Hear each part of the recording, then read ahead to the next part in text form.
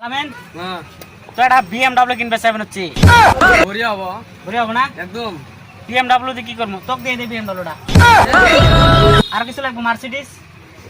দে দে আর নিয়ত করছে একটা প্লেন কিনবো 20 তারিখে প্লেনটা ড্রাইভার কোথায় পাওয়া যাবে রে